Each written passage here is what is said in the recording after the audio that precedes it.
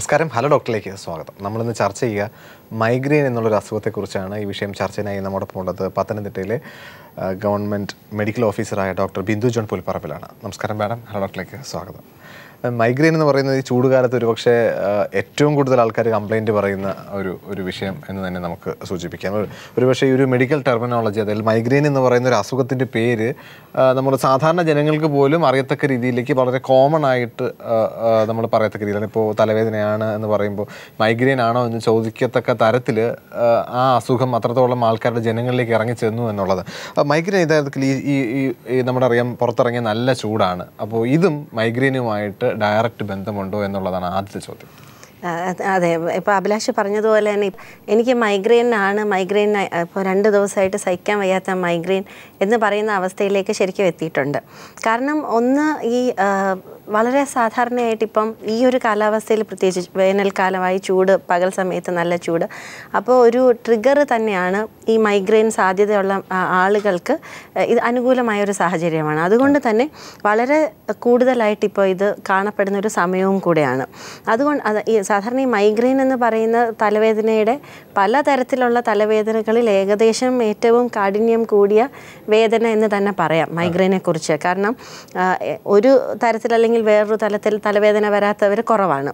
എന്നാലും മൈഗ്രെയിൻ അതിൻ്റേതായ ചില പ്രത്യേകതകൾ ഉണ്ട്. അതുകൊണ്ടാണ് മറ്റുള്ള തലവേദനകളിൽ നിന്നും മൈഗ്രെയിൻ ഇങ്ങനെ വ്യത്യസ്തമായിട്ട് നിൽക്കുകയും രോഗികൾ തന്നെ എനിക്ക് മൈഗ്രെയിൻ ആണ് എന്ന് തിരിച്ചറിയുകയും ചെയ്യുന്നത്.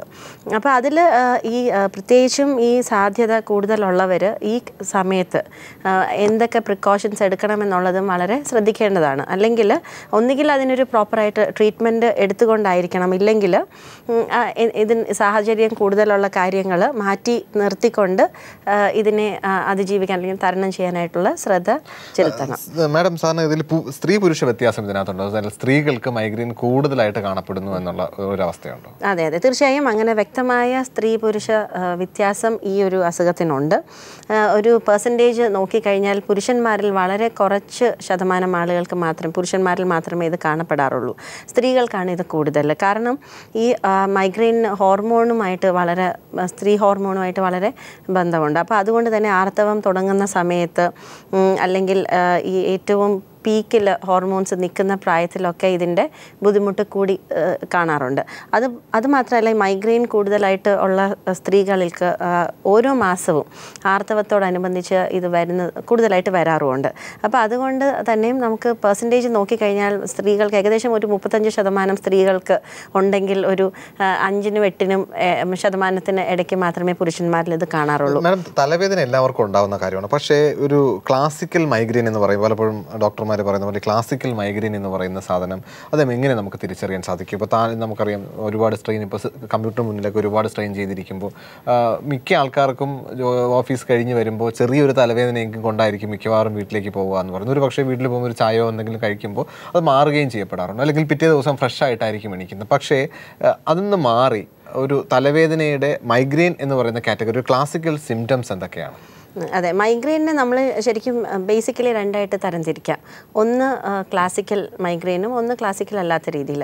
അപ്പോൾ ഈ ക്ലാസിക്കൽ മൈഗ്രെയിന് ആണ് ഒരു വ്യക്തമായ തിരിച്ചറിയാൻ പറ്റുന്ന ലക്ഷണങ്ങളുണ്ട്. അതായത് തലവേദന വരുന്നതിന് മുമ്പായിട്ട് ഓറ എന്ന് പറയുന്ന ഒരു അവസ്ഥ, അതായത് ഒരു സൂചനയാണ്. അതായത് രോഗിക്ക് വ്യക്തമായിട്ട് എനിക്ക് മൈഗ്രെയിൻ വരാൻ പോകുന്നു എന്ന് മനസ്സിലാകത്തക്ക രീതിയിൽ ചില പ്രത്യേകതകൾ അനുഭവപ്പെടാറുണ്ട്.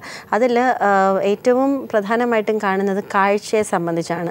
പെട്ടെന്ന് കാഴ്ച മങ്ങിപ്പോകുന്നതായിട്ട് തോന്നാറുണ്ട് ചിലർക്ക് ഡബിൾ വിഷനായിട്ട് 2ആയിട്ട് കാണുക, അല്ലെങ്കിൽ ഫ്ലാഷസ് ഓഫ് ലൈറ്റ്, കണ്ണിൻ്റെ മുമ്പിൽ എന്തോ ടോർച്ച് അടിക്കുന്ന പോലെ, അല്ലെങ്കിൽ പ്രകാശം പോകുന്നത് പോലെ, അല്ലെങ്കിൽ ഇങ്ങനെ നക്ഷത്രം പൊട്ടുന്നത് പോലെ, അല്ലെങ്കിൽ നമ്മൾ ഒരു ഭാഗത്തെ ഇപ്പം വസ്തുക്കൾക്ക് ഒരു ഭാഗം മാത്രം, പകുതി മാത്രമേ കാണാൻ പറ്റുകയുള്ളൂ.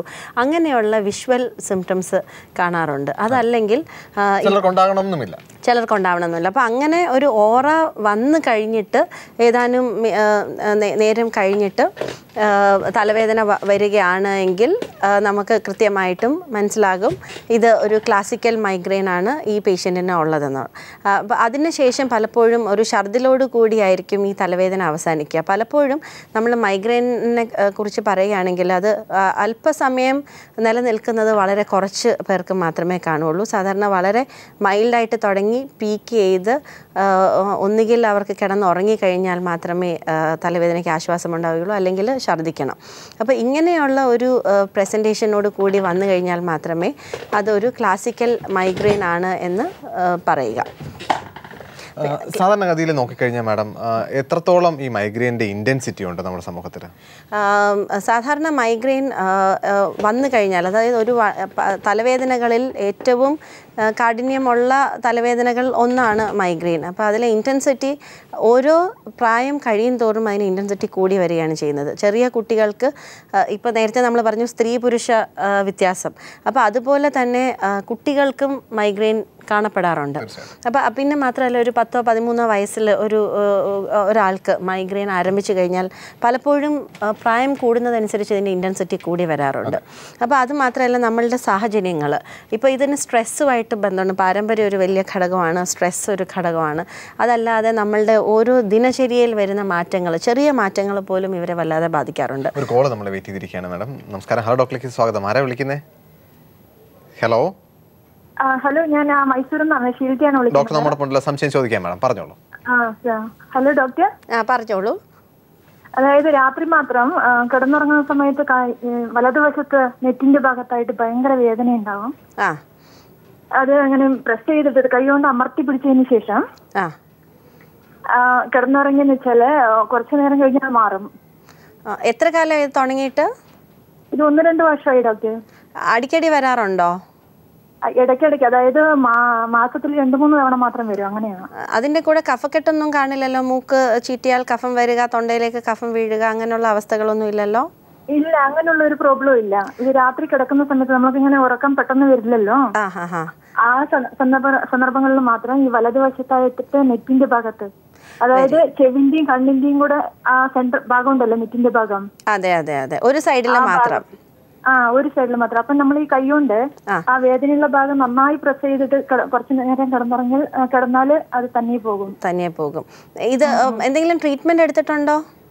ഇല്ല ഡോക്ടർ, ഒന്നും എടുത്തിട്ടില്ല. അത് തന്നെ പോകുന്ന കാരണം അതിനെ കുറിച്ച് കൂടുതലായിട്ട്. പക്ഷെ ഇപ്പൊ എത്ര വയസ്സുണ്ട്? ഇപ്പൊ 45 വയസ്സുണ്ട്. ശരി. അപ്പൊ ഒരു 3 വർഷമായിട്ടുള്ളൂ ഇത് തുടങ്ങിയിട്ടല്ലേ? 2 വർഷം എന്ന് പറയാം, 2 വർഷമായിട്ടുണ്ടാവും. വേറെ ഹൈപ്പർ ടെൻഷൻ ഒന്നും ഇല്ലല്ലോ? മറ്റ് അവസ്ഥകൾ, ഇപ്പൊ കൊളസ്ട്രോൾ കൂടിയിട്ടോ മരുന്ന് കഴിക്കുന്നുണ്ടോ, അതോ ഹൈപ്പർ ടെൻഷനോ ഡയബറ്റിസോ മറ്റെന്തെങ്കിലും അവസ്ഥകളുണ്ടോ? ഇല്ല മേഡം, അതുപോലെ ഒന്നുമില്ല. പക്ഷേ ലോ BP വരാറുണ്ട് എപ്പോഴെങ്കിലും, കൂടുതൽ ടെൻഷനോ ഒക്കെ വന്നു കഴിഞ്ഞാൽ അല്ലേ? പാരമ്പര്യമായിട്ട് മൈഗ്രെയിൻ ആർക്കെങ്കിലും ഉണ്ടോ ഫാമിലിയില്? ഇല്ല, ഫാമിലിയിൽ ആർക്കും ഇല്ല.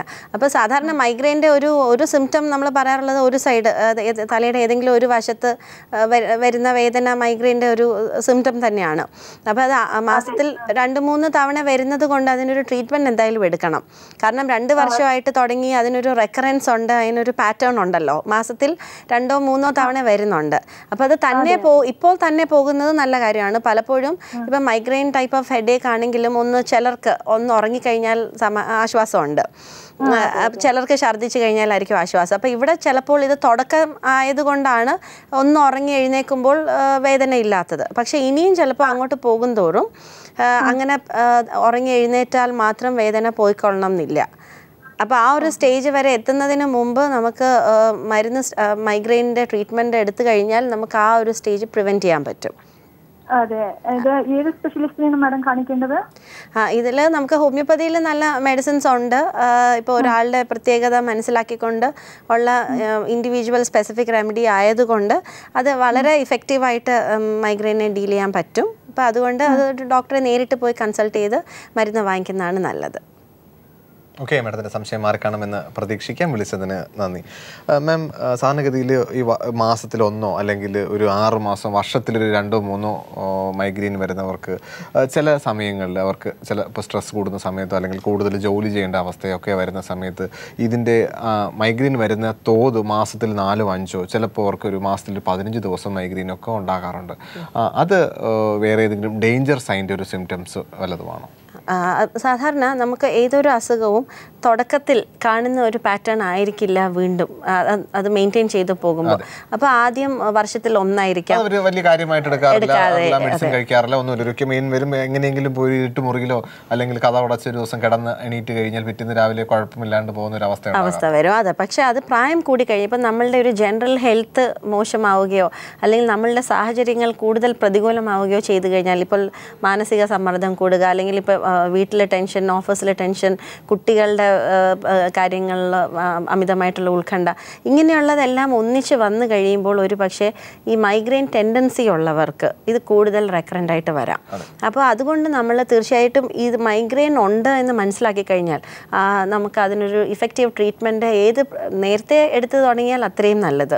അപ്പോൾ അത് എപ്പോഴാണ് തീർച്ചയായും ട്രീറ്റ്മെൻറ്റ് എടുക്കേണ്ടതെന്ന് വെച്ചാൽ ആ ഫ്രീക്വൻസിയോ ഇൻറ്റൻസിറ്റിയോ കൂടിക്കഴിഞ്ഞാൽ, ഇപ്പോൾ തലവേദനയുടെ ആധിക്യം കൂടിക്കഴിഞ്ഞാൽ അല്ലെങ്കിൽ കാഠിന്യം കൂടിക്കഴിഞ്ഞാൽ നമുക്ക് മനസ്സിലാകും ഇത് നമുക്ക് ആദ്യത്തെ സ്റ്റേജിലല്ല നിൽക്കുന്നത്, കുറച്ചും കൂടെ ഗൗരവമായിട്ട് ഇതിനെ കാണേണ്ടതുണ്ട് എന്ന് മനസ്സിലാക്കുക. അപ്പോൾ ആ സമയത്ത് അത് ഇഫക്റ്റീവായിട്ടുള്ള ട്രീറ്റ്മെൻറ്റ് എടുത്തില്ല എങ്കിൽ ഒരു പക്ഷേ ഇത് ഒന്നാമതേ ഇത് ഭയങ്കര ഡിഫിക്കൽട്ട്, ഇത് മാനേജ് ചെയ്യാൻ തന്നെ വളരെ പ്രയാസമാണ്. പിന്നെ അതിൻ്റെ കൂടെ ഒരുപാട് മൂഡ് വേരിയേഷൻസ് ഒക്കെ വരും. അപ്പം മൈഗ്രെയിൻ തലവേദന എടുത്തുകൊണ്ടിരിക്കുന്ന ഒരാൾക്ക് അവരുടെ ദൈനംദിന കാര്യങ്ങളെ പോലും അത് ബാധിക്കും, ജോലിയെ ബാധിക്കാം, വീട്ടിലെ കാര്യങ്ങളെ ബാധിക്കാം, അവർക്ക് മറ്റുള്ളവരുമായിട്ട് ഇടപഴകുന്നതിൻ്റെ അതെ, അപ്പോൾ അത് ബാക്കി ഇന്റർപേഴ്സണൽ റിലേഷൻഷിപ്പിനെ വരെ ബാധിക്കാം. ബാക്കിയുള്ളവർക്ക് ഈ വേദന അനുഭവിക്കുന്നവർക്ക് അതിൻ്റെ ആ ബുദ്ധിമുട്ട് അറിയുള്ളൂ. അപ്പോൾ അതുകൊണ്ട് ഏറ്റവും ഇത് ഇന്ന ഒരു ഫാമിലി ഹിസ്റ്ററി ഉണ്ടെങ്കിൽ അല്ലെങ്കിൽ ഇങ്ങനെ റെക്കറൻസ് ഉണ്ട്, അത് കൂടിയാണ് വരുന്നത്, അങ്ങനെയൊക്കെ ആണെങ്കിൽ തീർച്ചയായിട്ടും ഇത് വൈകാതെ തന്നെ നമ്മൾ ട്രീറ്റ്മെൻറ്റ് എത്രയും നേരത്തെ തുടങ്ങണം എന്നുള്ളതാണ് എൻ്റെ ഒരു അഭിപ്രായം. നമ്മളിപ്പോൾ ചർച്ച ചെയ്തുകൊണ്ടിരിക്കുന്നത് മൈഗ്രെയിൻ എന്നുള്ള വിഷയത്തെക്കുറിച്ചാണ്. ഡോക്ടർ ബിന്ദു ജോൺ പുലിപ്പറമ്പിലാണ് ഇപ്പോൾ നമ്മോടൊപ്പം ഉള്ളത്. മാഡം, നമുക്ക് ഈ വേനൽക്കാലം തുടങ്ങിയപ്പോൾ തന്നെ പല ആൾക്കാർക്കും ഈ മൈഗ്രെയിൻ്റെ അളവ്, അതായത് നേരത്തെ മാസത്തിലൊന്ന് വന്നുകൊണ്ടിരിക്കുന്ന ആൾക്കാർക്ക് ഇപ്പോൾ ആഴ്ചയിലൊന്ന് എന്നുള്ള നിലയിലേക്ക് വന്നുകൊണ്ട്, അതെന്തുകൊണ്ടാണ് ഈ ഒരു ട്രിഗറിങ് ഫാക്ടർ, ഈ വേനൽ ചൂട് ഒരു ട്രിഗറിങ് ഫാക്ടർ തന്നെയാണ്? അതെ, തീർച്ചയായും വേനൽ ചൂട് ഒരു ട്രിഗറിങ് ഫാക്ടറാണ്. മൈഗ്രെയിന് ഒരുപാട് ട്രിഗേഴ്സ് ഉണ്ട്. അപ്പോൾ അതിൽ ഏറ്റവും പ്രധാനപ്പെട്ട ഒന്ന് തന്നെ നമുക്ക് ഈ പറയുന്ന വെയിലും ചൂടും ഒക്കെ തന്നെയാണെന്ന് പറയാം. അന്തരീക്ഷത്തിൽ വരുന്ന മാറ്റങ്ങൾ, ചിലപ്പോൾ ചൂടിൽ നിന്നും തണുപ്പിലേക്ക് പോകുന്ന അവസ്ഥ, അല്ലെങ്കിൽ നല്ല പകൽ സമയത്ത് നല്ല ചൂട്, രാത്രി സമയങ്ങളിൽ നല്ല തണുപ്പ്. അപ്പോൾ ഇങ്ങനെയുള്ള ഫ്ലക്ച്വേഷൻസ്, അല്ലെങ്കിൽ AC റൂമിൽ ഇപ്പം ചൂടായതുകൊണ്ട് സ്വാഭാവികമായും ആളുകൾ തണുത്ത വെള്ളം കുടിക്കുന്നു, AC റൂമിൽ കൂടുതൽ സ്പെൻഡ് ചെയ്യുന്നു. അപ്പോൾ അങ്ങനെയുള്ള എന്നിട്ട് പുറത്തേക്കാണ് ഇറങ്ങുന്നത്, ഈ വെയിലത്തോട്ടാണ് ഇറങ്ങുന്നത്. അപ്പം ഇങ്ങനെയുള്ള മാറ്റങ്ങളൊക്കെയും മൈഗ്രെയിൻ ഉള്ള ആളുകൾക്ക് കൂടുതൽ ബുദ്ധിമുട്ടിക്കാറുണ്ട്. അതുമാത്രമല്ല, അവരുടെ ഒരു ഡെയിലി റുട്ടീനിൽ എന്തെങ്കിലും ഒരു വ്യത്യാസം വന്നു കഴിഞ്ഞാൽ, കഴിക്കുന്ന ആഹാരത്തിൽ എന്തെങ്കിലും വ്യത്യാസമുണ്ട്, അതിന് അളവിൽ വ്യത്യാസമുണ്ട്, സമയത്തിന് ആഹാരം കഴിച്ചില്ലെങ്കിൽ, സാധാരണ കഴിക്കാത്ത തരം എന്തെങ്കിലും പുതിയ ഭക്ഷണം കഴിച്ചു കഴിഞ്ഞാൽ, ഇതൊക്കെയും കാരണങ്ങളാവാറുണ്ട്. ഇല്ലെങ്കിൽ നമ്മൾ ഒരു 6 മണിക്കൂർ ഉറങ്ങുന്ന ഒരാൾ കുറച്ച് ദിവസങ്ങളായിട്ട് 4 മണിക്കൂറേ ഉറങ്ങുന്നുള്ളൂ, അല്ലെങ്കിൽ ചില രാത്രികളിൽ ഉറക്കം കിട്ടുന്നില്ല, ചൂട് കാരണം തന്നെ ഉറക്കത്തിന് ഒരു സ്മൂത്തായിട്ട് ഉറങ്ങാൻ പറ്റുന്നില്ല. അങ്ങനെയൊക്കെ ആണെങ്കിൽ പലപ്പോഴും രാവിലെ തലവേദനയോട് കൂടി തന്നെയാണ് എഴുന്നേക്കാറുള്ളത്. അപ്പോൾ ഇങ്ങനെ നമുക്ക് അന്തരീക്ഷത്തിലുള്ള മാറ്റം, കഴിക്കുന്ന ഭക്ഷണം, ബാക്കി ഇപ്പം ഈ നേരത്തെ നമ്മൾ പറഞ്ഞ ഇപ്പോൾ ഹോർമോൺ വ്യത്യാസങ്ങൾ ഒരു ശരീരത്തിൽ ആ സമയത്ത്, ആർത്തവ സമയത്തും ഒക്കെ ഇത് കൂടുതലായിട്ട് വരുന്നുണ്ട്. എന്തൊക്കെ കാര്യങ്ങൾ ശ്രദ്ധിക്കണം മാം? ഈ മൈഗ്രെയിൻ ഉള്ള ആൾക്കാർ അവരുടെ ദിനചര്യ ശ്രദ്ധിക്കുമ്പോൾ എന്തൊക്കെ കാര്യങ്ങൾ ചെയ്യണം? അവരുടെ ഭക്ഷണ പദാർത്ഥങ്ങൾ കഴിക്കുമ്പോൾ അല്ലെങ്കിൽ ഭക്ഷണം കഴിക്കുമ്പോൾ എന്തൊക്കെ കാര്യങ്ങൾ ശ്രദ്ധിക്കണം? അത്തരത്തിലൊരു റൊട്ടീൻ ലൈഫ് യഥാർത്ഥത്തിൽ മൈഗ്രെയിനുമായിട്ട് ഒരു ബന്ധമുണ്ടോ? തീർച്ചയായും വളരെ ചിട്ടയായിട്ട് ജീവിച്ചു കഴിഞ്ഞാൽ, അവരുടെ ഒരു ഡേയിൽ ഒരു ഫിക്സഡ് ആയിട്ടുള്ളൊരു പാറ്റേൺ വരുത്തി കഴിഞ്ഞാൽ ഈ മൈഗ്രെയിൻ ഉള്ള ആളുകൾക്ക് അത് കൺട്രോൾ ചെയ്ത് പോകാനായിട്ട് പറ്റും.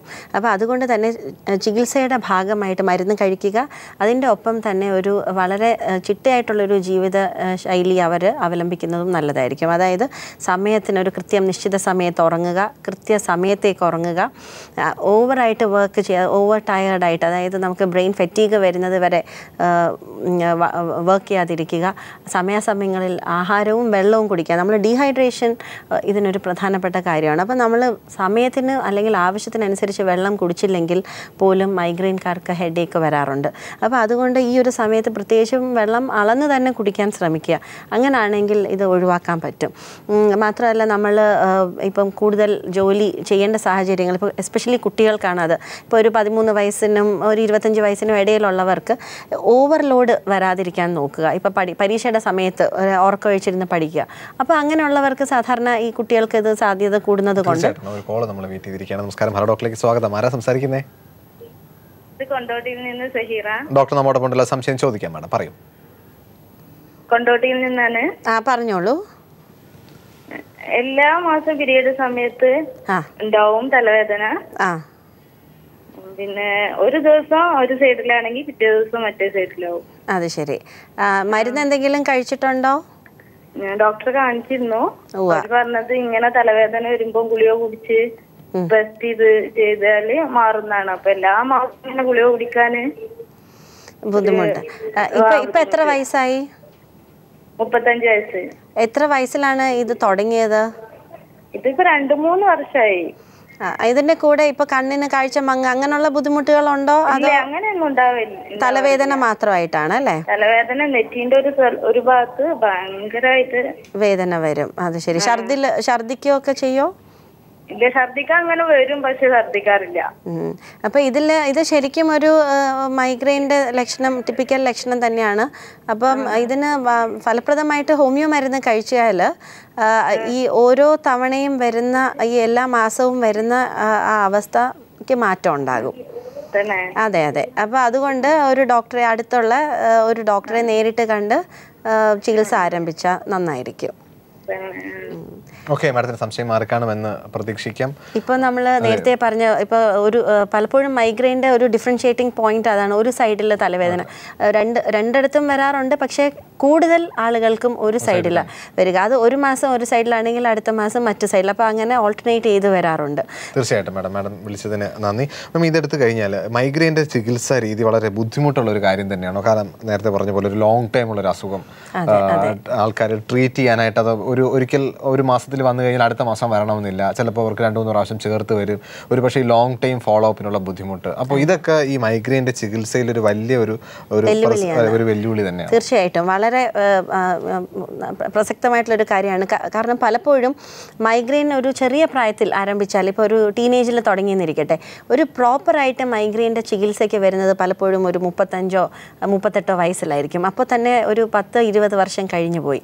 അപ്പോൾ അങ്ങനെയുള്ള ഒരു അവസ്ഥയിൽ നമുക്ക് സ്വാഭാവികമായും ട്രീറ്റ്മെൻറ്റിൻ്റെ ഡ്യൂറേഷനും നീളും.